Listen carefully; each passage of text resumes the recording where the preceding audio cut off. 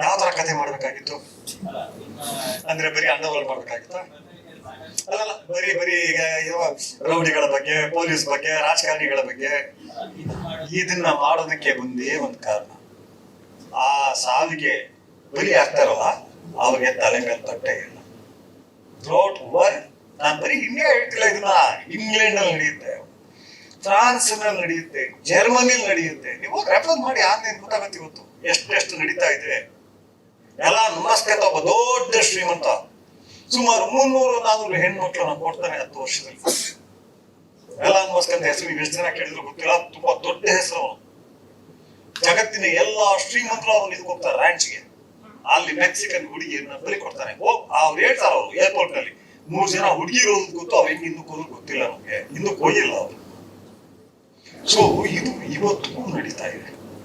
ಆಮೇಲೆ ನಾನು ಇವ್ರನ್ನೇ ಯಾಕೆ ನಾನು ಇದನ್ನ ಇಷ್ಟಪಟ್ಟು ಮಾಡಿರೋದು, ನಮ್ಮ ಎದೆಗಾರಿಕೆ ಆ ದಿನಗಳು ನಾನು ಮಾಡೋ ಎಲ್ಲಾ ಫಿಲ್ಮ್ ಯಾಕೆ ಇಷ್ಟಪಟ್ಟಿದ್ದೀನಿ ಅಂದ್ರೆ, ಯಾರು ಬಲಿ ಆಗ್ತಾರೋ ತಲೆ ಮೇಲೆ ಬಟ್ಟೆ ಇಲ್ಲ, ಯಾರು ಬೀದಿ ವೇಷಿಯರು, ಬೀದಿ ಸುಳಿಯರು, ಮತ್ತು ಅವ್ರನ್ನ ಯಾರು ಅದಕ್ಕೆ ಶಿಕ್ಷೆ ಅನುಭವಿಸ್ತಾ ಇದ್ದಾರೆ, ಕಳ್ಳರುಗಳು, ಸಾಮಾನ್ಯ ಕಳ್ಳರು, ಗುರಿ ಕಳ್ಳರುಗಳು ಅಥವಾ ಈ ದಂಡುಪಾಳ್ಯ ಕಳ್ಳರು ಅಷ್ಟೇ. ಅವ್ರು ತಲೆ ತಲಾಂತರಗಳನ್ನ ಕಳ್ಳರು.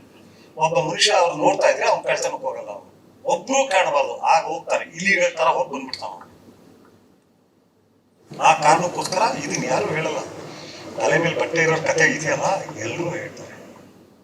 ದೊಡ್ಡ ದೊಡ್ಡ ಇವ್ರನ್ನ ತಗೊಂಡು ಹೇಳೋದು ಬಹಳ ಈಸಿ. ಜಯರಾಜ್ ತಗೊಂಡು, ಮುತ್ತಪ್ಪ ತಗೊಂಡು, ನಮ್ ತಗೊಂಡು ನಾವು ಜನಗಳು ಗೊತ್ತಿದೀವಿ. ಆದ್ರೆ ಇವ್ರ ಬಗ್ಗೆ ನಾವು ಯೋಚನೆ ಮಾಡ್ಬೇಕಲ್ವಾ? ನನ್ನ ಟೈಮಲ್ಲಿ ಬದುಕಿದ್ದಾರೆ ಇವರು, ನಾನು ಮುಂದೆ ಓಡಾಟಿದ್ದಾರೆ. ಇದನ್ನ ನನಗೆ ಫಸ್ಟ್ ಟೈಮ್ ಮಾತನಾಡಿದ್ದು ಒಬ್ಬ ಹೆಣ್ಮಗಳು. ನಾವು ವೇಷೆಯರ ಪರವಾಗಿ ದೊಡ್ಡ ಆಂದೋಲನ ಮಾಡ್ತೀವಿ. ಆಂದೋಲನ ಮಾಡಿದಾಗ ಆಕೆ ಹೆಸರು ಇಲ್ಲಿದೆ, ಬೇಕಾದ್ರೆ ನೀವೆಲ್ಲ ಕಾಂಟ್ಯಾಕ್ಟ್ ಮಾಡ್ಬೋದು, ಆದ್ರೆ ಆಕೆ ಮಾತನಾಡೋದಿಲ್ಲ, ಆಕೆ ಹೆಸರು ಹೇಳಲ್ಲ. ನಾನು ಬಚ್ಚನೆಲ್ಲ ಕೂತಿರುವಾಗ ಒಂದ್ಸರಿ ಬಂದು ಕತೆ ಹೇಳ್ತದೆ.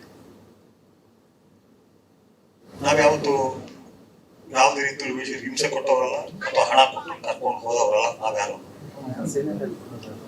ಮಾತಾಡ್ತಾ ಒಬ್ಬ ದೊಡ್ಡ, ನೀವು ಕೇಳಿದ್ರು ಒಬ್ಬ ದೊಡ್ಡ ವ್ಯಕ್ತಿ ಬಗ್ಗೆ ಹೇಳ್ತಾರೆ, ಲಿಕ್ಕರ್ ಬ್ಯಾರನ್ ಬಗ್ಗೆ. ಸರ್ ನಿಮ್ಗೆ ವಿಷಯ ಹೇಳಬೇಕು, ಅವರು ನಮ್ಮ ತಿಂಗಳಿಗೆ ಕರ್ಸ್ಕೊಳ್ತಾರೆ, 1 ಜನ ಪುರುಷರನ್ನ, ಎಲ್ಲರೂ ಮುಖಾನು ಎಷ್ಟು ಪ್ರೀತಿಯಿಂದ ನೋಡ್ತಾರೆ. ಏನ್ ಮಗಳಿಂದ ಹೆಸರು, ಏನ್ ಮಗಳಿಂದ ಮುಟ್ಟಿ ಮಾತನಾಡ್ತಾರೆ. 20,000 30,000 ಕೊಡ್ತಾರೆ. ಕರ್ಕೊಂಡು ಹೋಗೋ ಗಿರಾಕಿಗಳು ನಮ್ಗೆ 2,000 ಕೊಡಲ್ಲ, ನಮ್ದೇನು ಬಾ ಅಂತ ಕರೆಯಲ್ಲ. ಕೆಲವ್ರನ್ನ ಎಲ್ಲೋ ಹೋಗ್ತಾನೆ ಕರೀತಾರೆ, ಆ ಕರೆದವ್ರನ್ನ ತಿರುಗಿ ಈ ವೇಷವಾಟಿಕೆಗೆ ಬಿಡೋದಿಲ್ಲ, ಅವ್ರ ಲೈಫೇ ಸೆಟ್ಲ್ ಮಾಡಿರ್ತಾರೆ. ನೀನ್ ಏನ್ ಗೊತ್ತಪ್ಪ ಸೆಟ್ಲ್ ಮಾಡಿರೋದು? ಸರಿ, ನಾವ್ ಯಾರು ಅಡ್ರೆಸ್ ಕೊಡಲ್ಲ, ನಾನು ಸತ್ಯ ಹೆಸರು ಹೇಳಿರಲ್ಲ, ಅವರು ಹೇಳಿರಲ್ಲ, ಅವ್ರ ಮನೆಯವ್ರಿಗೂ ಹೇಳಿರಲ್ಲ. ಆಗ ಅವ್ರು ತಿರುಗಿ ಬರ್ತಿಲ್ಲ, ಬೀದಿಲಿ ನಿಂತ್ಕೊಳ್ತಿಲ್ಲ ಅಂತ ನಮ್ಗೆ ಗೊತ್ತಾಗುತ್ತೆ. ಯಾರಂದ್ರೆ ಮೊನ್ನೆ ಅವ್ರು ಕರ್ಕೊಂಡು ಹೋಗಿದ್ರು, ಸೆಟ್ಲ್ ಮಾಡ್ಬಿಟ್ಟಿದ್ದಾರೆ, ಯಾವ್ದಾದ್ರು ಊರಿಗೆ ಇರಿಸ್ಬಿಟ್ಟಿದ್ದಾರೆ ಅಂತ ನಾವು ಅಂದ್ಕೊಳ್ತೀವಿ. ಆಮೇಲೆ ಆಕೆ ಮುಖ ನೋಡ್ತಾ ಕೇಳಿದೆ, ಆ ತರ ಎಷ್ಟು ಜನಕ್ಕಾಗಿದೆ? ನಾನು ಗೊತ್ತಿರೋದೇ ಒಂದು 35-40 ಜನ. 35-40 ಜನರಲ್ಲಿ ಒಬ್ಬಳಾದ್ರೂ ನಿಮ್ ಕ್ಲೋಸ್ ಇರೋಳು ಬಂದ್ಬಿಟ್ಟು ನಿನ್ನ ಕರ್ಕೊಂಡೋದ್ರೆ ಚೆನ್ನಾಗಿರುತ್ತೆ ಅಂತ ಹೇಳ್ಬೇಕಲ್ವಾ? ಅದು ಹೇಳಿಲ್ಲ ಅಂದ್ರೆ ಏನೋ ಅನಾಹುತ ಆಗಿರ್ಬೋದಲ್ವ ಅಂದ್ರೆ ಮುಖ ಕಪ್ಪಳ ಶುರು ಆಗ್ಬಿಡ್ತಾಳೆ. ಯಾಕೆಂದ್ರೆ ಒಳಗಡೆ ಆ ಭಯ ಆಗಿತ್ತು ಕೂಡ ಹೋಗ್ತಿದಾರಲ್ಲ. ತಿರುಗಿ ಅದ್ರ ನೆಕ್ಸ್ಟ್ ಟೈಮ್ ಬರೀಲ್ಲ. ಆ ಪತ್ತೆ ಮಾಡ್ಬೋದಾಗಿತ್ತು, ನಾನು ಪತ್ತೆ ಮಾಡಕ್ ಹೋಗಿಲ್ಲ. ಅಲ್ಲಿ ನಮ್ಗೆ ಮೊದಲನೇ ಬರ್ತಿತ್ತು.